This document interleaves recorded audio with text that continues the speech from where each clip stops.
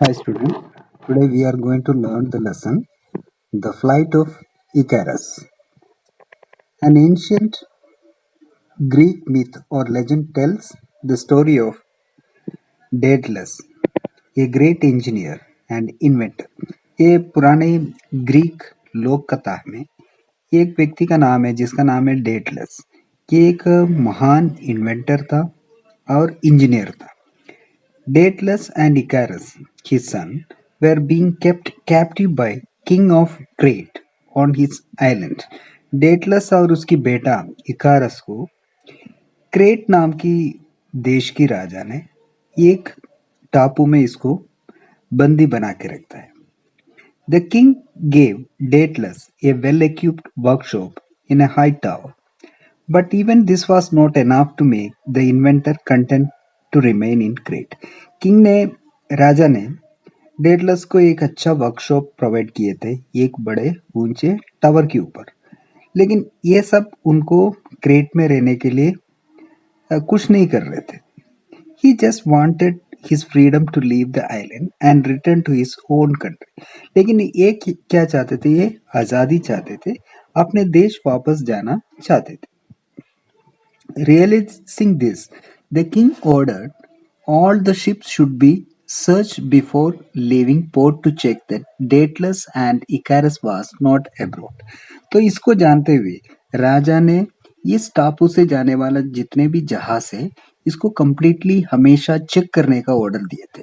Port से जाने वाला सारे शिप्स के ऊपर चेक करना है, ये दोनों उस शिप में ना हो, ये मालूम करने के लिए। But the two were determine to leave, लेकिन डेटलस और इकारस दोनों इस टापू को छोड़ के अपने देश जाना चाहते थे, उसको मन बनाए थे। If they could not escape by sea they would find another way. उन्होंने सोचा हम समुद्री रास्ते से नहीं जा सकता तो दूसरा एक तरीका ढूंढेंगे।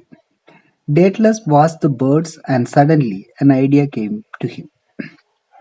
डेडलस ने बर्ड्स को देखा तो अचानक इसके मन में एक आइडिया आता है। That was it, he would build इकारस and himself A set of wings each. तो आइडिया क्या था? हमने तय किया खुद के लिए और अपने बेटे के लिए एक सेट विंग्स बनाएंगे, तो पंख बनाएंगे, दोनों के लिए पंख बनाएंगे। He sent Icarus off to collect all the feathers he could find and soon the workshop was full of thousands of them.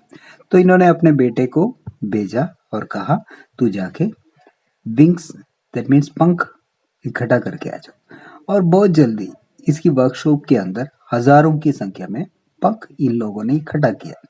Next day Icarus made a wooden frame shaped like a wing of a bird. अगले दिन इकारस ने एक frame बनाया, तो एक bird की wing की shape का एक फ्रेम बनाया। ही poured melted wax onto the frame and into the wax he pressed the feather. तो उसके बाद उन्होंने क्या किया, कुछ मोम लेके उसको मेल्ट करके इस वुडन फ्रेम के ऊपर लगाया और उसके ऊपर ये पंख को चिपकाया। Then he let the wax cool and become solid again. उसके बाद उसको ठंडा होने के लिए छोड़ दिया गया। To his delight when he attached the wings to his shoulders he could feel the wings trying to lift him into the air. और इन्होंने देखा तो ये पूरा जम गया। उसके बाद ये विंग्स उठा के अपने हाथ में रख के उन्होंने उसको महसूस किया, तो इसको लगा ये उसको ऊपर उठाने के लिए कोशिश कर रहे हैं। तो विंग्स जब हिलाते वक्त ये ऊपर उठ रहे थे। Immediately he set to work to make a second pair for Icarus. बहुत जल्दी इन्होंने इकारस के लिए भी एक पंख बनाया, दोनों के लिए पंख बनाया। Daedalus was sure that he and his son could jump from the tower and fly across the water.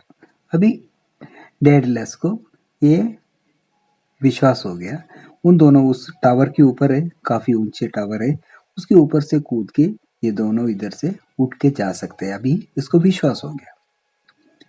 When they were ready to leave, Daedalus gave boy some advice. जब ये जाने के लिए तैयार थे, उस समय पे डेटलस ने अपने बेटे को कुछ एडवाइस देता है। If you fly too low, the spray from the waves will make your wings wet and heavy. हाँ, और उन्होंने कहा but if you fly too high, the heat from the sun will melt the wax that hold the feather together. Stay near me, you will be safe. तो उन्होंने पहले कहा तू ज्यादा नीचे से उठा तो क्या होता है, समुंदर का जो स्प्रे है, समंदर का लहरों से जो पानी आता है, लहरें आता है, उसकी वजह से तेरा पंख पूरा गीला होके भारी हो जाएगा, फिर नहीं उठ पाएंगे। और ज्यादा ऊंचाई पे उठा तो क्या दिक्कत है, सूरज की किरणों की वजह से ये मोम जो लगा रखा है वो पिघल जाएगा और सारे आ, तेरा पंख गिर जाएगा। और इसीलिए तू हमेशा मेरे पास ही रहना ताकि तू सुरक्षित रहे। With a feeling of great excitement, they climbed onto the window ledge. Daedalus smiled at his son, then jumped. तो इन्होंने बहुत ही खुशी जोश से इन्होंने वो विंडो की जो लेड है उसमें खड़ा रहा और अपने बेटे की तरफ देखे हंसा और उसके बाद उन्होंने कूदा। At first the wings did not seem to be lifting him. तो शुरुआत में ऐसे लगा ये हवा उसको ऊपर, ये विंग उसको ऊपर नहीं उठा रहे। Desperately he flapped his wings and then slowly at first and then carried up into the sky. तो इन्होंने बहुत डेस्परेटली इन्होंने अपने पंख को हिला लिया। हिलाए तो पहले थोड़ा, फिर बहुत ज्यादा ऊपर की ओर उसको उठाना शुरू कर दिया। Slowly at first and then he was carried up into the sky. Sky की तरफ उसको लेके जाता है। He glanced over his shoulder to see Icarus close behind him. और उन्होंने पीछे मोड़ के देखा तो इकारस भी इसके पीछे पीछे आ रहे थे। What a thrill the young Icarus felt. इकारस को बहुत जोश आ गया। To be flying like a bird. ये एक बर्ड जैसे उड़ते हुए उसको ज्यादा जोश आ जाता है। With sheer delight, Icarus soared higher and higher up towards the clouds. उस खुशी से उन्होंने और ऊपर की तरफ उड़ता गया। Daedalus suddenly realized that his son was too excited to remember his father's warning. बहुत जल्दी डेडलस को महसूस हुआ इसकी सारे एडवाइस जो उसकी बेटे को दिया वो सब इन्होंने ये जोश की वजह से भूल गया। अप soared the boy, और ऊपर ऊपर उड़ता गया थ्रू द क्लाउड्स, बादलों के ऊपर, एंड देन above them, बादलों के ऊपर और ऊपर उड़ता गया। Icarus, my son, come back. The sun will melt the wax, pleaded Daedalus. Daedalus ने विनती किया, बेटा नीचे आ जा। सूरज की जो किरण आता है उसकी रोशनी या उसकी गर्मी की वजह से तेरा वैक्स अब मेल्ट हो जाएगा, इसलिए नीचे आ जा। But Icarus was now too far away to hear the cries of his father. लेकिन अभी इकारस काफी ऊपर तक पहुंच गए थे और उसकी पिताजी की आवाज सुनने में नहीं था वो, क्योंकि वो सुनाई नहीं दे रहे थे, काफी दूर पहुंच गए थे वो। Suddenly Icarus remembered it was too late.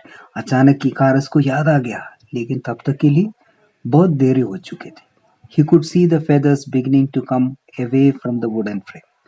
वो देखा आपने लकड़ी का उस फ्रेम से धीरे धीरे फेदर्स नीचे गिरना शुरू हो गया था।